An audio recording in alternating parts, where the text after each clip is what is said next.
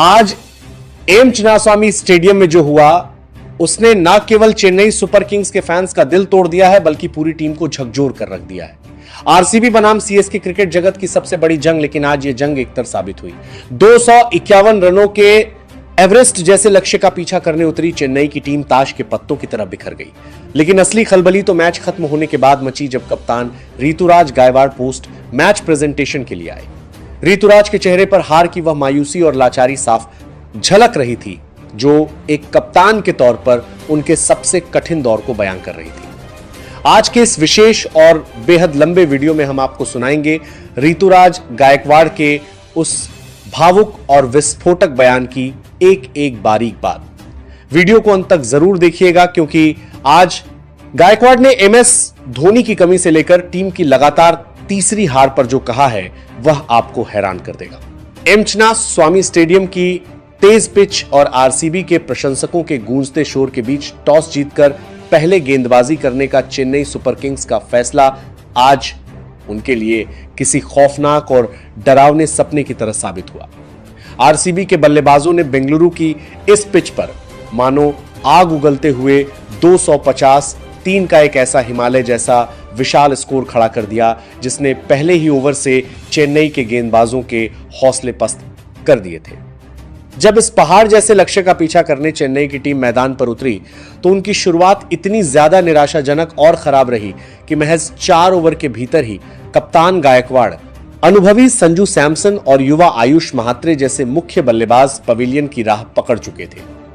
Match पूरी तरह से हाथ से निकल जाने के बाद जब ऋतुराज गायकवाड़ बेहद भारी मन और चेहरे पर मायूसी लिए पोस्ट मैच प्रेजेंटेशन के लिए आए तो उन्होंने बिना किसी बहानेबाजी के अपनी पूरी टीम की सामूहिक विफलता को पूरी दुनिया के सामने स्वीकार किया। गायकवाड़ ने भरे हुए गले के साथ अपनी बात की शुरुआत करते हुए कहा, एम चिन्नास्वामी स्टेडियम की बिजली जैसी तेज आउटफील्ड और आरसीबी के प्रशंसकों के शोर के बीच चेन्नई सुपर किंग्स के कप्तान ऋतुराज गायकवाड़ जब मैच के बाद प्रेजेंटेशन के लिए आए तो उनके चेहरे पर छाई मायूसी साफ तौर पर पूरी कहानी बयां कर रही थी। उन्होंने बिना किसी लाख लपेट के अपनी टीम की शर्मनाक विफलता को स्वीकार किया। ऋतुराज ने एक टूटे हुए दिल और बेहद भारी आवाज के साथ अपनी बात की शुरुआत करते हुए कहा, अगर मैं इस वक्त यहां खड़े होकर मुस्कुराते हुए यह कहूं कि मैं ठीक हूं या सब कुछ नियंत्रण में है तो यह क्रिकेट जगत और हमारे करोड़ों फैंस के लिए बोला गया सबसे बड़ा और सफेद झूठ होगा। सच तो यह है कि यह हार केवल एक हार नहीं है बल्कि यह मेरे लिए और मेरी पूरी टीम के लिए रूह को झकझोर देने वाली और पूरी तरह से दिल तोड़ देने वाली त्रासदी है। हम सभी इस सच्चाई से वाकिफ हैं कि आरसीबी हमारी सबसे पुरानी और सबसे बड़ी प्रतिद्वंदी है और उनके घरेलू मैदान पर इस तरह से बिना लड़े घुटने टेक देना न केवल दुखद है बल्कि एक पेशेवर टीम के तौर पर हमारे लिए वाकई शर्मनाक भी है। इस आईपीएल 2026 के सीजन में यह हमारी लगातार तीसरी हार है और चेन्नई सुपर किंग्स जैसी 5 बार की चैंपियन टीम के लिए यह स्थिति न केवल असामान्य है बल्कि बहुत ही ज्यादा निराशाजनक और डरावनी है। हमने आज खेल के हर विभाग, चाहे वह गेंदबाजी हो, फील्डिंग हो या बल्लेबाजी, तीनों में ही बुनियादी गलतियां की और आरसीबी ने हमें पूरे मैच में एक बार भी संभलने या वापसी करने का मामूली सा मौका भी नहीं दिया। आरसीबी की पारी के उन अंतिम और घातक ओवरों में हुई बेरहम धुनाई और मैच के वास्तविक टर्निंग पॉइंट पर गहराई से बात करते हुए ऋतुराज ने विशेष रूप से आरसीबी के कप्तान रजत पाटीदार और टीम डेविड के प्रचंड प्रहार का जिक्र किया। उनकी बातों में अपनी गेंदबाजी यूनिट की लाचारी के प्रति एक गहरी टीस और नाराजगी साफ झलक रही थी। गायकवाड़ ने बेबस होकर आगे कहा, वास्तव में मैच हमारे हाथों से उस समय पूरी तरह फिसल गया जब आरसीबी के कप्तान रजत पाटीदार और टीम डेविड ने क्रीज पर अपनी जुगलबंदी और आक्रामक बल्लेबाजी शुरू की। जिस निर्दयी तरीके से उन्होंने हमारे मुख्य गेंदबाजों की बखिया उधेड़ी और मैदान के चारों कोनों में प्रहार किए, उसका हमारी रणनीतियों के पास कोई जवाब नहीं था। आप जरा ठहर कर कल्पना कीजिए और आंकड़ों पर गौर कीजिए। आरसीबी ने अंतिम 5 ओवरों में अविश्वसनीय रूप से 97 रन कूद डाले। टी20 क्रिकेट के इतिहास में यह किसी भी टीम के लिए मौत की घंटी जैसा है। ठीक इसी क्षण हम मैच की रेस से पूरी तरह बाहर धकेल दिए गए थे। हालांकि चिन्नास्वामी की पिच पर 250 रनों के विशाल लक्ष्य को डिफेंड करना दुनिया के किसी भी गेंदबाजी आक्रमण के लिए एक हिमालय जैसी चुनौती होती है, लेकिन हमने जिस दिशाहीन तरीके से रन लुटाए और यॉर्कर की जगह फुल टॉस परोसी वो किसी भी स्तर पर अस्वीकार्य है। इसके बाद रही सही कसर हमारी बल्लेबाजी ने पूरी कर दी, जो आज पूरी तरह फ्लॉप साबित हुई। हमारे टॉप ऑर्डर का इस तरह ताश के पत्तों की तरह बिखर जाना हमें बहुत जल्दी बैकफुट पर ले गया, और इतने बड़े लक्ष्य के सामने जब आपके मुख्य बल्लेबाज शुरुआत में ही पवेलियन लौट जाएं, तो वहां से वापसी करना पूरी तरह नामुमकिन हो जाता है। ऋतुराज गायकवाड़ के इस लंबे और विस्फोटक बयान ने यह स्पष्ट कर दिया है कि सीएसके के भीतर अब आत्ममंथन का दौर नहीं, बल्कि कड़ी डीडीएशे फैसलों का दौर शुरू होने वाला है। कप्तान की यह बेबसी बता रही है कि टीम का आत्मविश्वास इस वक्त अपने सबसे निचले स्तर पर है और उन्हें वापसी के लिए किसी करिश्मे की जरूरत है।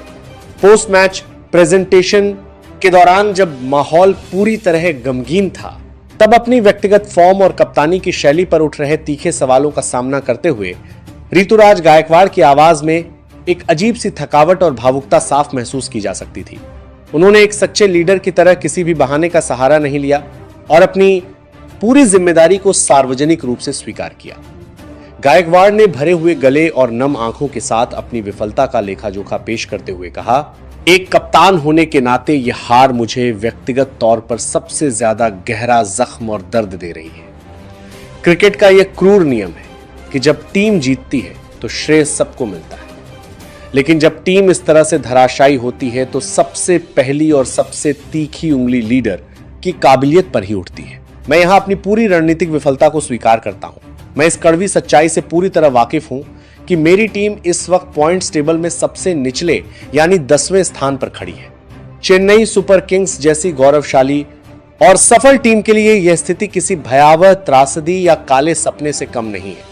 मैं यह भी मानता हूं कि मेरा खुद का निजी प्रदर्शन और बल्ले से मेरा योगदान उम्मीदों के मुताबिक रत्ती भर भी नहीं रहा है, जिसने मिडिल ऑर्डर और पूरी टीम पर अनावश्यक दबाव बढ़ा दिया है। लेकिन मैं आज अपने फैंस से यह वादा करता हूं कि हम इतनी जल्दी हार नहीं मानेंगे। हम इस हार के दलदल और निराशा के अंधेरे से बाहर निकलने के लिए अपनी पूरी जान झोंक देंगे और एक ऐसा मजबूत कमबैक करेंगे जिसे दुनिया देखती रह जाएगी। साक्षात्कार के सबसे भावुक और दिल को छू लेने वाले अंत में ऋतुराज गायकवाड़ ने उस मुद्दे पर बात की जिसे हर एक सीएसके फैन अपने दिल के किसी कोने में गहराई से महसूस कर रहा है। महान महेंद्र सिंह धोनी, एमएस धोनी की खजाने वाली वो विशाल कमी।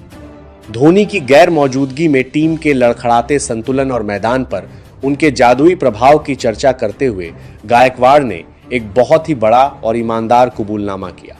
उन्होंने भारी मन से स्वीकार किया, अगर मैं पूरी ईमानदारी और सच्चाई से कहूं तो एमएस धोनी का स्थान भर पाना या उनकी जगह लेना किसी भी इंसान के लिए दुनिया का सबसे कठिन काम होगा। शायद यह पूरी तरह से नामुमकिन ही है।